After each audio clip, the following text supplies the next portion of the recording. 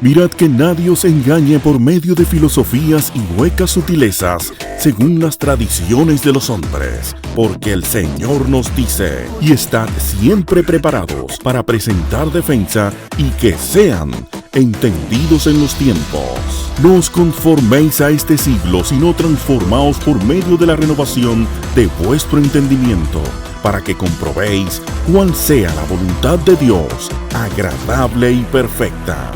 Entendiendo los tiempos. Si hay un tema controversial, tanto en filosofía como en religión, es el ser de Dios. A lo largo de los siglos, muchos grandes pensadores han disertado acerca de la existencia y la naturaleza de Dios. Y si hay algo que podemos sacar en claro de esas disertaciones, es que difieren en puntos muy importantes. En nuestro programa anterior nos preguntábamos, ¿existe Dios? Y hablamos de la existencia de ese ser supremo. Hoy vamos a ver quién es Dios. Y para ello tenemos con nosotros en el programa a Salvador Gómez y Sugel Michelén. ¿Cómo están? Una vez más, con el privilegio, ¿no?, de poder participar y llegar a los hogares de aquellos que nos siguen. Y más con un tema como este, ¿verdad? Muy interesante. Sugel, aquellos que nos quieran contactar, ¿qué información tú tienes que darle? Bueno, pueden escribirnos al Facebook, a la mensajería del Facebook en Entendiendo los Tiempos. También pueden vernos a través del Twitter, Entendiendo los Tiempos LT, @ Entendiendo los Tiempos LT, Entendiendo LT. LT. Sí, por ahí pueden escribirnos o pueden escribirnos a nuestro correo de Gmail, entendiendolt@gmail.com. Antes de empezar, es bueno aclararles a nuestros televidentes y a aquellos que nos oyen a través de la radio, de que, como siempre, vamos a responder esta pregunta a la luz de la revelación de las Escrituras. Y no vamos a tomar un microscopio para analizar quién es Dios, sino como seres creados por Él, vamos a ver a nuestro Creador, y en este sentido, creo que debemos verlo como con un telescopio, lo grande y hermoso que es nuestro Dios. A mí me gustaría que ustedes empezaran respondiendo a la pregunta que tenemos en la pantalla. ¿Quién es Dios? ¿Qué tú dirías, Salvador? Bueno, lo primero es, como tú bien has dicho, que la fuente de la que nosotros partimos para poder estudiar y analizar la persona de Dios es su palabra. Nosotros a nadie les gusta que alguien se haga una imagen incorrecta de nosotros, diga tal persona es de tal o cual manera y esa persona ni siquiera nos conoce y ya empieza a emitir juicios o construye a partir de pequeños datos aquí allá una imagen monstruosa acerca de alguien. A nadie le gustaría eso. Pero yo creo que con Dios ha pasado mucho de esto, donde nosotros vemos que las personas se toman la libertad de asumir una postura acerca de Dios que parte de ellos mismos. Las conclusiones, obviamente, van a ser diversas, según como cada quien quiera pensar o cada cabeza o su es un inclinación, aún hasta los mismos ateos, ¿no? Realmente, como dice alguien, el ateo es ateo porque él quiere hacerlo desaparecer del mapa para vivir como esa persona desea. Pero cada quien fabricaría su propia imagen de Dios. Pero nosotros realmente no tenemos tal libertad. Y lo que está en juego es demasiado grande y serio para nosotros empezar a deducir cosas simplemente para sentirnos bien. O sea, yo puedo fabricar una imagen acerca de Dios que me convenga y que le agrade a las personas. Yo puedo describir a Dios de tal manera que todo el mundo se sienta bien conmigo. La pregunta es si eso es lo que realmente es y lo que conviene. Porque el hecho de que yo pueda hablar las cosas que las personas deseen oír, yo puedo decir algo que realmente le haga daño, como un médico que le diga a alguien que está bien cuando está enfermo, por ejemplo. Hay personas que se deleitan en poder llevarse bien con las personas. Nuestra misión al tener un programa como este, no es que todos podamos escuchar este programa y decir, ay, qué hermoso hablan, o qué bonitas palabras. Nuestra misión es decir lo que la palabra de Dios enseña. Y en ese sentido, Dios se ha descrito a sí mismo. Dios se ha revelado a sí mismo. Él ha hablado. Alguien ha dicho, donde termina la ciencia, comienza Dios. Eso suena Suena Muy bonito, bonito, sí. uno lo oye ser mencionado en diversos contextos, pero la verdad es que la ciencia ni siquiera comienza donde Dios comienza. Dios comienza antes que la ciencia. Y en ese sentido, nosotros no podemos, porque una frase suene bonita y sea prefabricada, seguirla repitiendo sin sentido. Cuando vamos a la palabra de Dios, entendemos que ya Dios existía. Entonces, el ser de Dios es un ser eterno, por ejemplo. Entonces, al responder quién es Dios, tenemos que ir a la palabra de Dios para conocer aún más allá de lo que es nuestro mundo. Este mundo nos revela acerca de Dios, como muy bien dice el apóstol Pablo en Romanos capítulo 1, que conocemos de Dios, de su sabiduría, de su poder, cuando nosotros podemos contemplar esta creación. Esta creación tiene detalles que son realmente impresionantes. Sobrecoge a cualquiera. Ver un documental bien hecho acerca del mundo animal en los diferentes lugares del planeta es algo sobrecogedor. Imagínense cómo eso habla del Dios que creó todas las cosas. En ese sentido, la creación nos habla de Dios, pero la revelación que más nos da a conocer a Dios realmente es su palabra revelada, que es la Biblia. Cuando nosotros leemos la Biblia, podemos conocer acerca del Dios eterno, del Dios que existía aún antes de que el mundo vino a ser.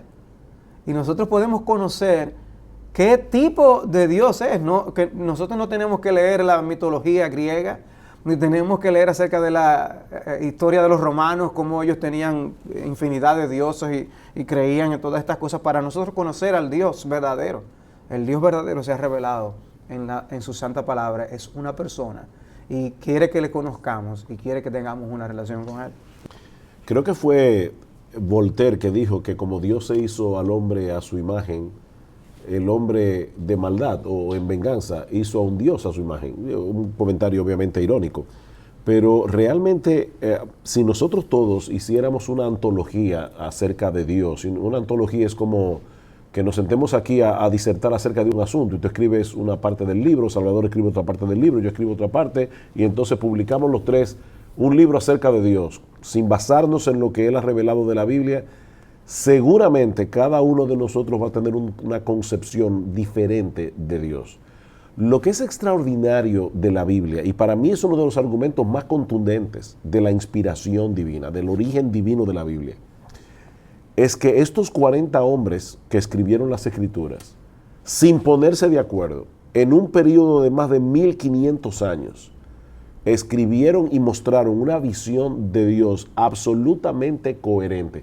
El Dios de la Biblia no se contradice a sí mismo, y eso de verdad es extraordinario. Una prueba más de que la Biblia en verdad es la palabra de Dios. Yo quiero que ahora ustedes nos muestren a través de la Escritura quién es Dios. O sea, nuestro Dios da su descripción de sí mismo. Si uno se encuentra con una persona, quizás uno sea movido a preguntar, ¿a qué tú te dedicas? ¿Estás casado? ¿Tienes hijos? Y la persona pues nos da información. Pues Dios hace lo mismo. Dios nos dice cómo Él es y cuáles son sus propios atributos. Y un texto por excelencia que nosotros podemos acudir es como la historia del llamado que Dios hizo a Moisés y cómo Dios se presentó como el Dios que es quien Él es. En esa palabra, en esa expresión que Dios utiliza, es una palabra que confunde a teólogos y al mismo tiempo habla de Dios de tal manera que un niño puede entender su grandeza. Pero se habla de Dios como el Dios autosuficiente.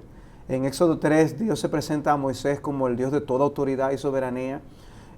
Una manera de decirle, yo soy digno de confianza, tú puedes seguir mis palabras, tú puedes conocer quién yo soy y debes ir a anunciar a mi pueblo que yo estoy aquí para librarles.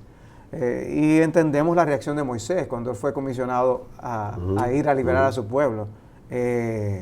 ¿Y cómo yo voy a ir y a decirle que quién me mandó a que vaya y libere al pueblo? Y el escuchar a Dios decir quién Él es, debió ser algo bastante consolador. Es bueno leer esa porción de las Escrituras. Tú la tienes ahí en el... He aquí que llego yo a los hijos de Israel y les digo, habla Moisés, el Dios de vuestros padres me ha enviado a vosotros. Si ellos me preguntaren, ¿cuál es su nombre? ¿Qué les responderé? Y respondió Dios a Moisés, yo soy el que soy. Y dijo, Así dirás a los hijos de Israel, yo soy, me envió a vosotros. Eso me recuerda la famosísima frase del filósofo español José Ortega y Gasset. Yo soy yo y mis circunstancias. Nadie puede decir yo soy el que soy. O sea, yo soy, Sujel Michelet, ¿verdad? Yo soy el producto de los genes de mis padres, de mis abuelos, de mi tatarabuelo. Yo soy el producto de mi crianza. Yo soy el producto del lugar donde nací. Definitivamente no es lo mismo haber nacido en República Dominicana que haber nacido en Holanda, haber nacido en Alemania. No es lo mismo haber nacido a mediados del siglo XX que haber nacido en el siglo XV o en el siglo XVIII. Entonces, nosotros no somos lo que somos por nosotros mismos. Somos el conjunto de muchos factores. Lo que Dios le está diciendo a Moisés es, yo soy absolutamente independiente. A mí nada me influye. Yo soy el que soy. Dios existe por sí mismo. Dios no depende de nada ni de nadie para su propia existencia, para su propia felicidad, para su propia realización. Si nosotros dejamos de comer, nos morimos. De hecho, la alimentación juega un papel importante en lo que nosotros somos. Pero Dios no depende de nada fuera de sí mismo para Él seguir siendo quien Él es. Sí, es claro que aunque tú dices a Él nada le influye, no queremos decir con eso que Él sea indiferente. Claro. No queremos decir que Él no se impacte con lo que nosotros hacemos o no, o sea, que no haya una reacción aún emotiva en Dios. Claro. No, lo que estamos diciendo es que Él es completamente autoexistente, completamente independiente.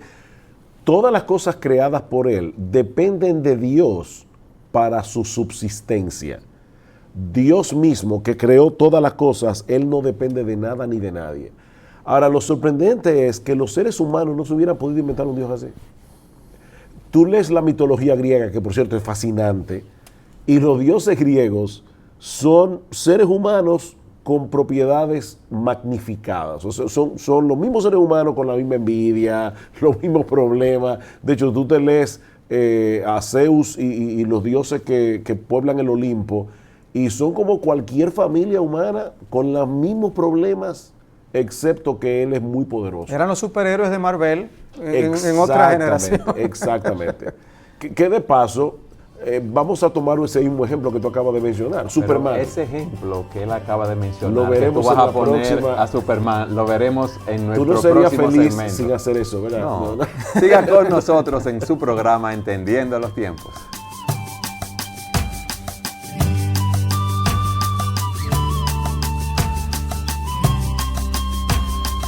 En el segmento anterior, tú decías que Dios es autosuficiente y completamente independiente.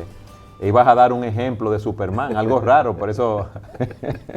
Bueno, yo creo que Superman es uno de los superhéroes más famosos, ¿verdad?, del siglo XX. Es una tira cómica, no es cómica, pero es un cómic que fue creado por... ¿Qué es un cómic? Tú dices, no es una tira cómica, pero es un cómic. Explícame eso. Un cómic es una historia, ¿verdad?, hecha con figuritas, con dibujos. Fue un estilo que se hizo muy popular, sobre todo en los Estados Unidos. Y en el caso específico de Superman, fue inventado por el escritor norteamericano Jerry Siegel y el dibujante Joe Shuster en 1932. Superman nació en Krypton, fue enviado por sus padres a la Tierra, etcétera, etcétera, hasta que lo crían, ¿verdad?, la familia Kent, y le ponen Clark Kent. Cuando uno lee la historia de Superman, uno se da cuenta que Superman tiene supercapacidades, tenía una piel tan dura que no podía ser traspasada, por eso se llama el hombre de acero. Resistía las balas. Exactamente, él tiene una supervisión, visión calorífica, visión telescópica, microscópica, infrarroja, un super oído. Tú estudiaste a fondo Superman.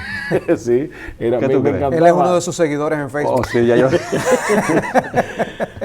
Por supuesto, y aquí está el punto de comparación. Los creadores del personaje, ellos no se molestan en explicar cómo es que un hombre de acero puede estar sujeto a la ley de crecimiento, porque Superman vino como niño y se convirtió después en superhombre. O cómo es que sus órganos internos pueden procesar alimento. Cuando Superman es Clark Kent y él está en el periódico, él come y todo eso, ¿cómo es que sucede eso? Ellos no tienen que explicar nada de eso porque todo el mundo sabe que Superman es un personaje ficticio. Lo que estamos diciendo es que el Dios de la Biblia no es como Superman. El Dios de la Biblia es absolutamente coherente con lo que Él revela de sí mismo. No hay contradicción. Era necesario que el Dios de la Biblia fuera autoexistente y fuera completamente independiente porque de lo contrario no podría ser soberano, no podría ser infinito, no podría ser eterno, no podría ser inmutable, y todo eso es lo que la Biblia dice acerca de Dios.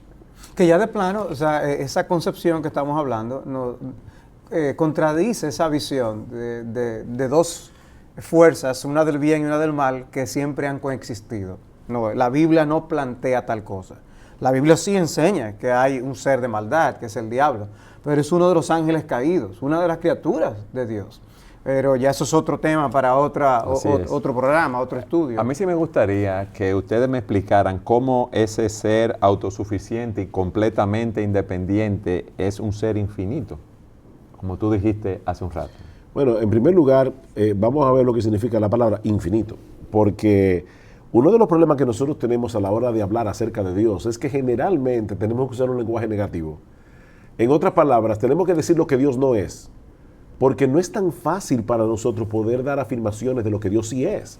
Cuando nosotros decimos que Dios es infinito, eso es una afirmación negativa. Estamos diciendo que Dios no está sujeto a la finitud humana. Nosotros somos seres finitos.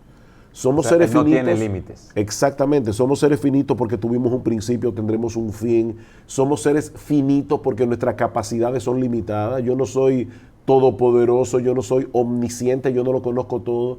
Pero en el caso del Dios de la Biblia, Él no tiene límites. Hay un pasaje en las Escrituras cuando Salomón está orando en el primer libro de Reyes, capítulo 8, y está inaugurando el templo que él construyó para Dios.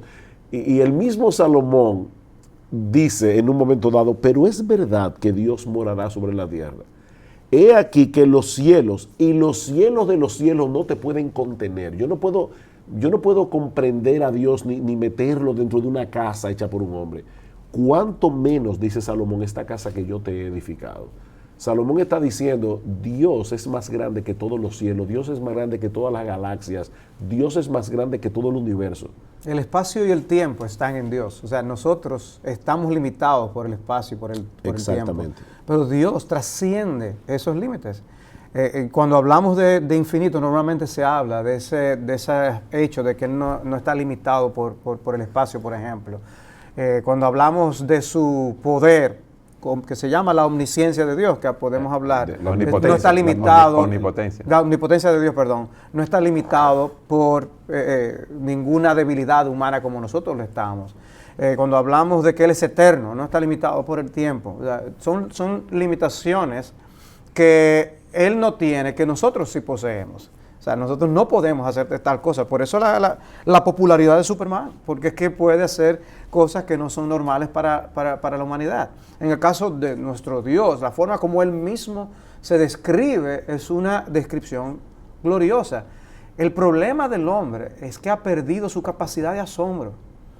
Ha trivializado a Dios de tal manera que Dios se describe en esos términos y nosotros nos decimos, ¡wow! O sea, ver a Dios como Él se describe, debe ponernos de rodillas ante Él. Como se describe en Isaías 40, hablándonos de la grandeza de Dios. ¿Quién midió las aguas con el hueco de su mano y los cielos con su palmo? Con 3 dedos juntó el polvo de la tierra y pesó los montes con balanzas y con pesas los collados. He aquí que las naciones le son como la gota de agua que cae del cubo, y como menudo polvo en las balanzas le son estimadas. Como nada son todas las naciones delante de Él, y en su comparación serán estimadas en menos que nada y que lo que no es. ¿Cómo es eso? Que son como la gota del cubo, que cae del cubo, la gota de agua que cae del cubo. Explíqueme eso. Bueno, imagínate que tú estás... Isaías obviamente está hablando de un lenguaje muy irónico, Sí. porque él está comparando a Dios con los ídolos que hacen las naciones. Y él está diciendo, tú ves cuando tú tomas, vas a limpiar la casa, una persona va a, no quiero usar una palabra dominicana que no me entiendan en otro país. Limpiar. Va a limpiar la casa, va a limpiar la casa y toma una cubeta, la llena de agua, y cuando saca el instrumento El mapo, que va a usar, el instrumento que va a usar para limpiar la casa, se le van a caer algunas gotas de agua de ese mapo. Bueno, lo que está diciendo es, las naciones de la tierra que se creen tan grandes, son como esas goticas que se caen así de repente sin querer por accidente. O imagínate que tú vas, el polvo en la balanza. Esa es la que más me gusta a mí personalmente. Tú vas al supermercado y vas a comprar un vegetal y te lo van a pesar porque se paga por peso. Y tú le dices a la persona, no, límpialo bien, porque yo no quiero que cambie la balanza porque el polvo que tiene. Por un nanogramo. Exacto, por un nanogramo. ¿Y cuánto puede cambiar del peso de un vegetal que no esté limpio? Es una ridiculez absoluta. Bueno, así de ridículo es para Dios el tamaño de las naciones que se creen tan grandiosas. Eso es lo que Isaías se está comparando aquí, a los ídolos con la persona de Dios. Nuestro Dios es infinito. Ahora, lo impresionante otra vez, volviendo a la revelación bíblica, es que los hombres no se hubieran podido inventar a un Dios así. Porque de hecho, una de las cosas que a los hombres les molesta de Dios es precisamente el hecho de que Dios es Dios, de que Él es soberano y de que Él tiene derechos sobre nosotros y de que Él es infinitamente más grande que nosotros, porque nosotros tenemos delirio de grandeza. Yo no quiero que ese Dios tan grande esté sobre mí. Ese es el problema. Y si Dios no fuera infinito, si él no fuera ilimitado, Él no pudiera ser ni autosuficiente ni pudiera ser independiente. La razón por la que yo dependo de la comida, yo dependo del descanso, yo dependo de un montón de cosas, es porque yo no soy infinito, yo soy un ser limitado. El Dios de la Biblia no lo es. Él es la causa sin causa, por lo tanto no está limitado por nada. Ustedes nos han explicado que Dios es autosuficiente, que Él es completamente independiente, que es infinito. A mí me gustaría que ustedes me explicaran ahora la inmutabilidad de Dios. Por inmutabilidad de Dios, o sea, se quiere hablar en términos sencillos de que Dios no cambia. Y fíjate que es negativo otra vez. Es negativo. Lo que Dios no hace, lo que Dios no es, no tiene mutación, no se va transformando. En otras palabras, Dios es el mismo. Hay personas que pueden notar que alguien ha tenido ciertas experiencias y decir, oye, pero esta persona sí ha cambiado. Puede ser para bien o puede ser para mal, pero nosotros cambiamos, o sea, aún físicamente cambiamos, emocionalmente cambiamos. Emocionalmente nosotros podemos estar alegres y de repente tenemos otro mood. ¿Otro mood? ¿Qué es eso? Otro estado de ánimo. Otro estado de ánimo. Pero no quiero decir con esto que Dios no tenga estados de ánimo, no tenga emoción, pero nosotros somos seres cambiantes, que nuestra relación con el mundo externo que nos rodea puede no ser predecible, porque podemos reaccionar en un momento dado de una forma y en otro momento dado de otra. Nuestro Dios es el mismo. En otras palabras, antes de que Dios creara el mundo y después de Dios crear el mundo, Él es el mismo. Después que este mundo deje de ser y nos encontremos en la eternidad, Dios seguirá siendo el mismo. Por eso Jesucristo es descrito en el libro de Hebreos capítulo 13. Yo soy el mismo ayer, hoy y por los siglos. En ese sentido es que nosotros decimos que es herejía decir que Dios es más compasivo hoy que ayer, o que Él amará más mañana que hoy, porque el amor de Dios no cambia. Él es siempre infinito, Él es siempre soberano, siempre autosuficiente. No habrá una diferencia en su ser en ese aspecto. Entonces Dios siempre nos ama con ese mismo amor. Exactamente. Y también cuando juzga con el mismo juicio a los que no se arrepienten y pecan contra Él. O sea, Él no va a tener un criterio de evaluación del mal hoy diferente al de ayer. Los días cambian, nuestros tiempos están cambiando y hoy toleramos cosas que antes no se toleraban. ¿Fue Dios que cambió o la sociedad ha cambiado? Es la sociedad la que ha cambiado. De hecho, volviendo otra vez a la revelación bíblica, porque quiero seguir insistiendo en ese punto. Decirle a tu esposa, wow, tú eres como el buen vino, tú estás mejor cada vez, eso es un halago y un súper halago. Decirle eso a Dios es un insulto. Porque, y de hecho, cuando yo voy a la Biblia, hay muchas alabanzas, muchas expresiones de alabanzas en la Biblia, pero nunca un autor bíblico le dice a Dios, tú eres ahora mejor que antes. Sí. No, porque si yo digo que Dios es ahora mejor que antes, eso no sería una alabanza. Yo estoy diciendo que hubo una época en que Dios era peor. Estoy diciendo que Dios tenía que ser mejorado. Dios no tiene una versión 1.0, 2.0, 3.0. Dios es el mismo. Dios no tiene, para usar en un lenguaje, ¿verdad?, que se usa hoy, una palabra norteamericana, pero es se usa mucho en los países latinoamericanos. Dios no tiene upgrades. ¿Cómo diríamos eso en español? Actualizaciones. O sea, a Dios no hay que actualizarlo. Sí, mejoramiento. Mejorarlo. No hay que mejorarlo porque ya Él desde toda la eternidad y hasta toda la eternidad, Él es el mismo y Él es lo más grandioso desde siempre. Y somos nosotros, los creyentes, los que tenemos una comunión con el que día a día lo vamos conociendo más nosotros. Claro. Y nos vamos deleitando cada vez más en Él. Aún nos pasaremos la eternidad Así conociendo a un Dios que es precisamente infinito. De hecho, amén. No sé, Salvador, si te acuerdas, dice Eduardo, en las Crónicas de Narnia, en un momento dado que hay un personaje, ese libro escrito por C.S. Lewis, donde Jesús es comparado con un león, que es Aslan. Y dice que en un momento dado Lucy dice en un momento dado, pero yo lo veo más grande. Y dice, no es el que ha crecido, eres tú que has crecido. O sea, a medida que yo maduro en mi fe, yo veo a Dios más grande, pero Él no es más grande de lo que era cuando yo lo veía más pequeño. Soy yo el que estoy cambiando y el que está teniendo un concepto cada vez más correcto y preciso acerca de Dios. Qué bueno es saber que en Él no hay mudanza ni sombra de variación. Y como dice el Salmo 102, 25, desde el principio tú fundaste la tierra y los cielos son obra de tus manos. Ellos perecerán, mas tú permanecerás. Y todos ellos como una vestidura se envejecerán. Como un vestido los mudarás y serán mudados. Pero tú eres el mismo y tus años no se acabarán. Entonces Dios es siempre digno de confianza. O sea, para personas que nos están escuchando, cuán alentador es saber que aunque nuestros tiempos cambien, aunque nuestras circunstancias cambien, Dios está allí, siempre es el digno de confianza. A mí me gustaría que siguiéramos avanzando porque en cada una de estas descripciones, de estos atributos, nos podríamos pasar programas enteros. Sí. Dios es eterno. ¿Qué significa eso? Bueno, eso quiere decir que Dios nunca tuvo principio, Dios nunca tendrá fin. Alguien ha dicho, creo que fue una historia con una niña que le preguntan a la niña, ¿quién creó a Dios? Y entonces alguien responde, Dios se creó a sí mismo. Eso suena bien, pero es completamente incorrecto. No es que Dios se creó a sí mismo, eso es una contradicción filosófica. Porque si algo se crea a sí mismo, quiere decir que cuando no era nada, de repente se creó. No es que Dios se crea a sí mismo, es que Él siempre ha existido. Nosotros somos esclavos del tiempo y no podemos imaginar nada eterno. Pero es importante decirle a las personas que nos escuchan. Sujel, vamos a puntualizar. A continuar en nuestro próximo segmento explicando la eternidad de Dios. Porque hoy me tocó a mí los cortes antes de casarme. Yo hice un acuerdo con él para que no sea a mí que me ocurra. Ok, entiendo.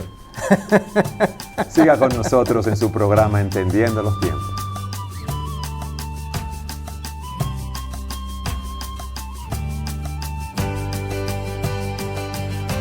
Lo recomendado para el día de hoy es el libro Un corazón para Dios de Sinclair Ferguson. Y ahora, los recomendados. Caminar con Dios, como dice el libro, en un conocimiento íntimo y creciente de Él, es el centro de la vida cristiana. O sea que nosotros no hacemos nada con tener mucho conocimiento de Dios, de sus atributos, quién es Él, si no caminamos con Él, si no tenemos una relación personal con Él. Y él se pregunta, ¿cómo podemos desarrollar un corazón que anhela estar más cerca de Él en esa relación viviente? El verdadero conocimiento de Dios, escribe Ferguson, no se aprende de libros, aunque estos pueden ayudarnos. No se aprende en una escuela o en un seminario, aunque debemos promoverlo. No es solo más conocimiento, no. El conocimiento de Dios es un conocimiento personal. Se recibe por aquellos que buscan conocerle en un espíritu de dependencia de Él, que piden que el Espíritu Santo les guíe a la verdad. Un corazón para Dios, de Sinclair Ferguson.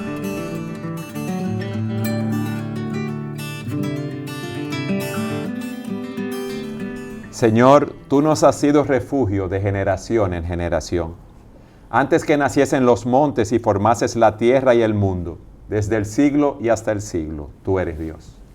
En el segmento anterior tú estabas hablando, Sujel, de la eternidad de Dios y nos gustaría que tú sigas desarrollando este tema. Sí, lo que decía era que el hecho de que ahora existe algo debe llevarnos a la conclusión de que algo siempre ha existido. En otras palabras, o tú llegas a la conclusión de que Dios es eterno, o tienes necesariamente que pensar que la materia es eterna. Porque como hemos dicho otras veces en programas como estos, de la nada no sale nada. Si ahora existe algo, algo tiene que haber sido eterno. O es la materia o es Dios. La materia, obviamente, tú tienes que explicar cómo es que de manera accidental e impersonal evolucionó para crear todo lo que existe. Nosotros creemos que existe un Dios eterno que siempre ha existido y que Él creó todas las cosas. Así que la problemática que se plantea al hombre, como yo decía en el segmento anterior, somos esclavos del tiempo y no podemos entender la eternidad. Pero las personas que nos ven por la internet o por la televisión tienen que entender que tiene que haber habido algo eterno obligatoriamente. O sea, que esa dificultad está allí y tenemos que lidiar con ella. O Dios es eterno o la materia es eterna. Nosotros creemos que es más racional creer que ese Dios sabio, inteligente, todopoderoso, es el Dios eterno que creó todas las cosas. ¿Algo más en relación a la eternidad de Dios, Salvador? Bueno, es citando al apóstol Pablo en Romanos capítulo 1, él hace esta declaración tan poderosa, es decir, que lo que se conoce acerca de Dios es evidente dentro de ellos, pues Dios se lo hizo evidente. ¿Cómo Dios hizo evidente eso acerca de Dios? Que cada quien tiene en el corazón. Dice, porque desde la creación del mundo, sus atributos invisibles, su eterno poder y divinidad se han visto con toda claridad, siendo entendidos por medio de lo creado, de manera que no tienen excusa. O sea, el punto es, la creación que tuvo un inicio es un medio que Dios ha utilizado para revelarse a sí mismo como un Dios que es eterno, todopoderoso y sabio. De hecho, déjame complicar un poco las cosas y luego voy a desenredar la madeja, ¿verdad? Si nosotros partimos de la premisa de que la materia es lo que era eterno y no Dios, tenemos que explicar cómo es que lo material pudo producir la mente humana, porque nosotros somos seres pensantes. Nosotros dejamos esta mesa aquí y podemos venir, hablando en un lenguaje figurado, dentro de 10 millones de años y vamos a encontrar una mesa deteriorada, pero esta mesa nunca va a producir a un ser pensante. La materia no puede producir pensamiento. Ahora, lo que nosotros creemos como creyentes es que existía alguien eterno que tenía una mente y es todopoderoso y creó la materia.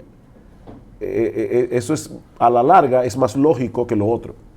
Pero el hombre en su necedad, que es lo que Pablo dice en Romanos 1, el texto que tú estabas mencionando, el hombre en su necedad prefiere decir, no, había una materia eterna y la materia produjo al ser humano pensante. Que el punto aquí, hermanos, es que es más conveniente yo creer la teoría de los memes de Richard Dawkins y pensar que todo es simplemente materia, porque me libera a mí de responsabilidades morales.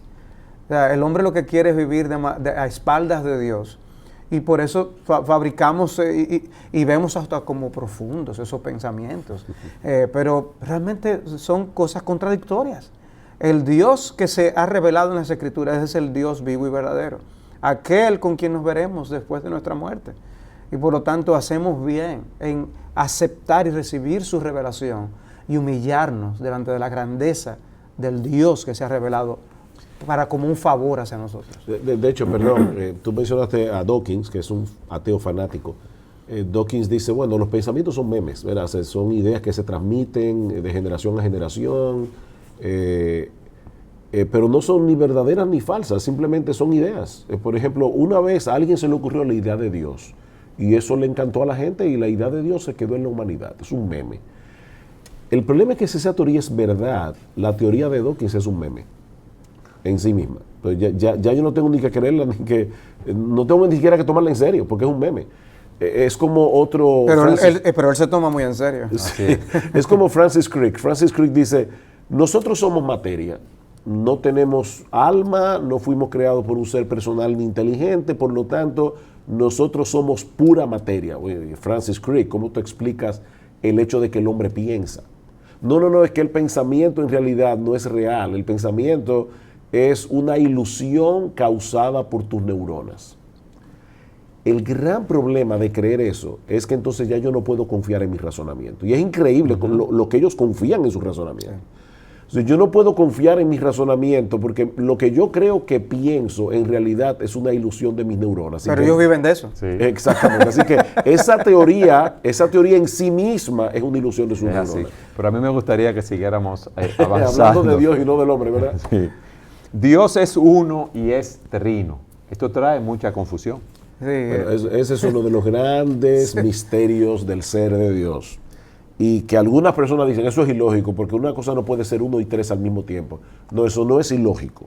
Explícanos. Es suprarracional porque va más lejos de lo que la razón es capaz de asimilar y de nuestro entender. entendimiento. Pero no es irracional porque Dios es uno en un sentido y 3 en otro sentido.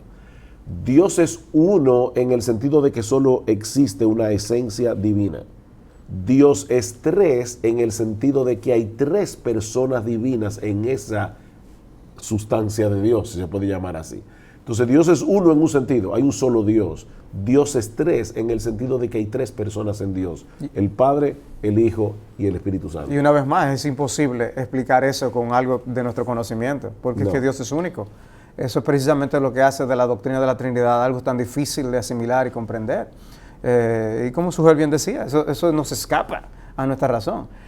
De ahí la importancia de nosotros recibir con humildad la revelación que Dios ha hecho de sí mismo. No tenemos libertad de llegar a nuestras propias conclusiones de quién es Dios. Él nos ha dicho quién Él es. Y Él dice, yo soy Padre, Hijo y Espíritu Santo. Cuando tú dices recibir con humildad es aceptar, creer lo que Él nos dice en su palabra. Y de nuevo, ¿saben los libros de teología que se han escrito para tratar de explicar el misterio de la Trinidad? Y el hombre apenas ha logrado rasgar la superficie. ¿Cómo es posible que los seres humanos que escribieron la Biblia, que como decíamos al principio, más de 40 hombres que no se pusieron de acuerdo, cómo pudieron inventarse un Dios así? Un Dios que es uno y es trino al mismo tiempo.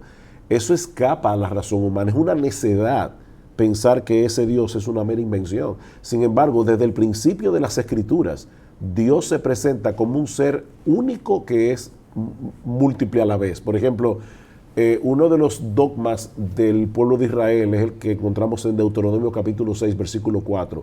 Escucha, Israel, Jehová nuestro Dios, Jehová uno es.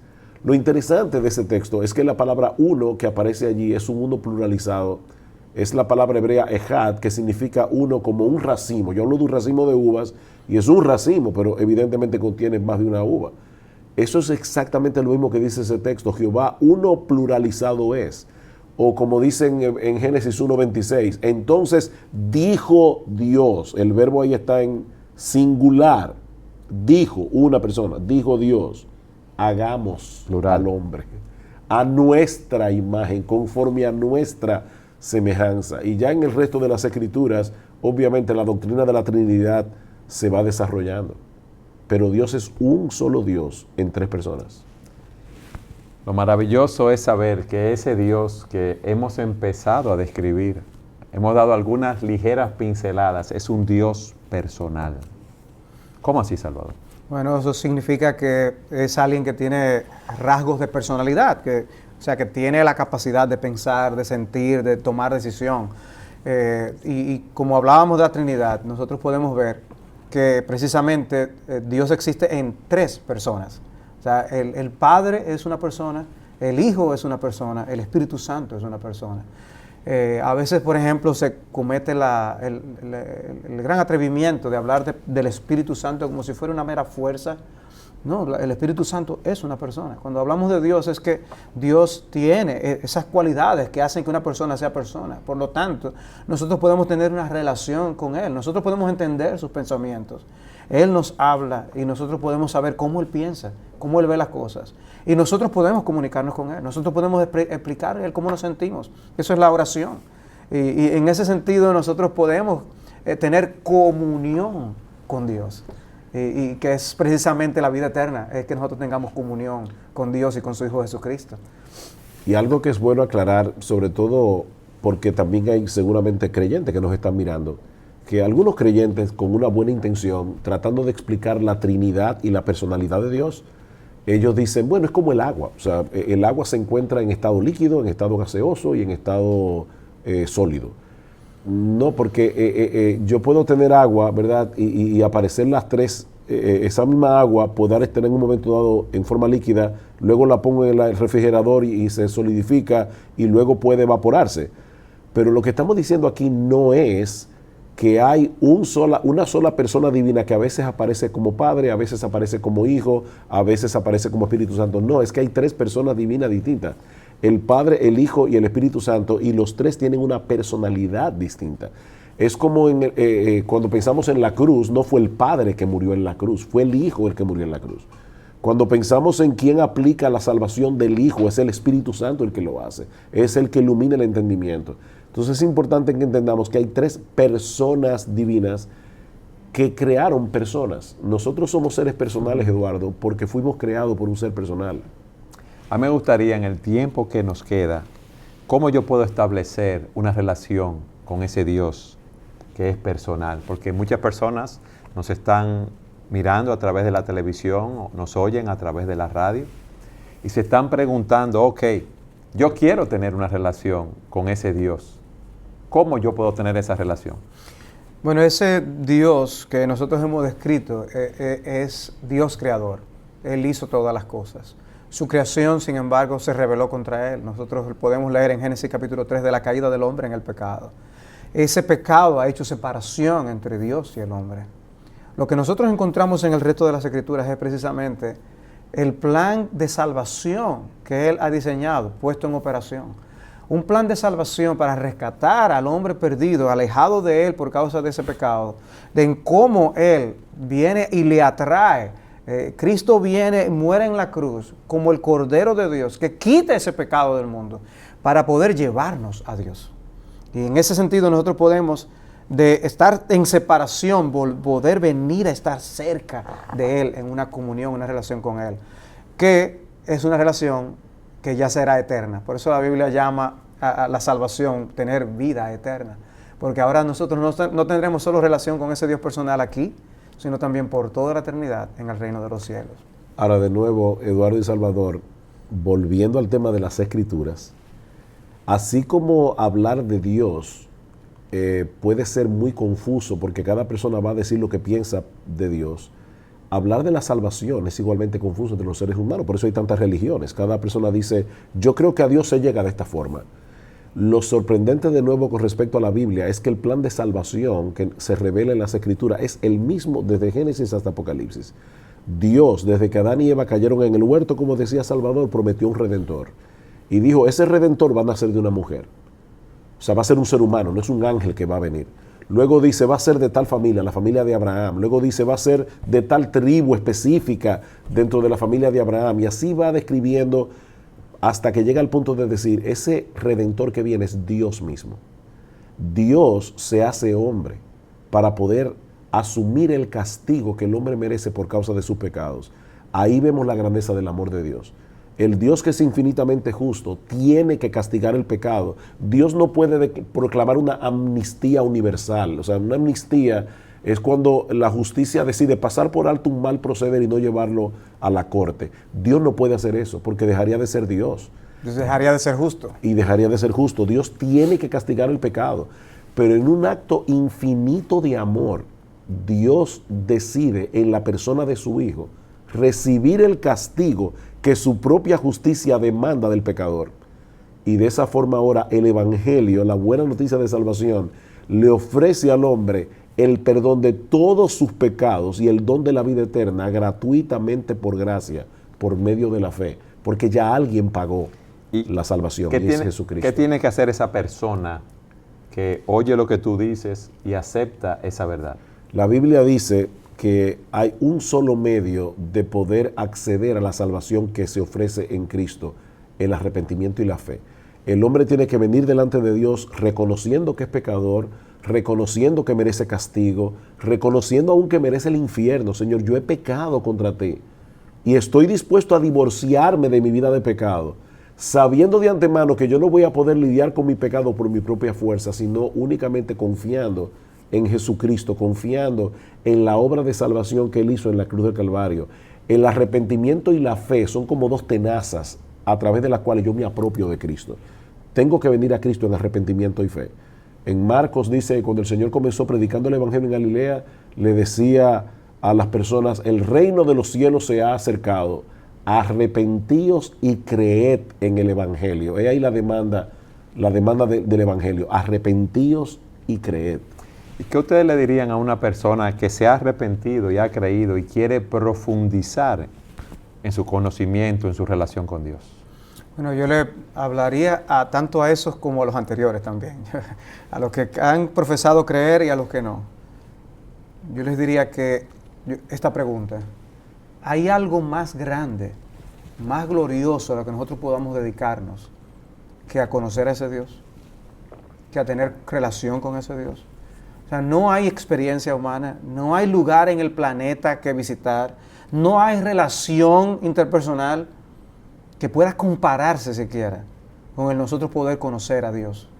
Y si tú no conoces a Cristo, o sea, ven sin tardar antes que sea demasiado tarde. Y si tú ya eres creyente y has depositado tu fe en Jesucristo, no hay nada más importante que nosotros cultivar nuestra relación con Él. No hay nada que se pueda ni siquiera por asomo acercarse al privilegio de nosotros conocer a Dios y a su Hijo Jesucristo. Por lo tanto, estar cerca de Él, cultivando una relación a través de la oración y de la lectura y el estudio de la palabra de Dios, son cosas incomparables. Los demás palidecen en importancia. Pero hoy nos vamos de boca con el trabajo, nos vamos de boca con los entretenimientos, nos vamos de boca con la vida social activa. Se nos va el tiempo y la oportunidad de dedicar las oportunidades que tenemos para cultivar la comunión con Dios. Sugel, en el último minuto que nos queda de programa, ¿qué tú dirías? Bueno, a los que son creyentes le diríamos, Dios nos ha salvado para que tengamos una relación personal con Él. La vida eterna no es algo aparte de Dios que Él da, es Dios mismo que se nos da para que tengamos una relación con Él, conozcámosle a través de su palabra, acerquémonos a Él en oración, tengamos una relación cada vez más íntima con el Señor y a través de la persona de Cristo. Pero a los que no conocen al Señor, mi llamado al final de este programa es, ese Dios personal, infinito, eterno, inmutable, todopoderoso, omnisciente, ese Dios algún día será nuestro juez. Y la única manera en que yo puedo salir bien parado de ese juicio es aceptando la provisión de salvación que Él mismo ha provisto en la persona de su Hijo, nuestro Señor Jesucristo. Pero no solamente es escapar de la condenación del infierno, es que no hay nada más glorioso, como decía Salvador, no hay nada más grandioso, no hay nada más extraordinario que conocer a ese Dios en la persona de su Hijo y a través de su palabra. Y tener una relación personal e íntima con Él. Gracias por haber estado con nosotros en su programa Entendiendo los Tiempos.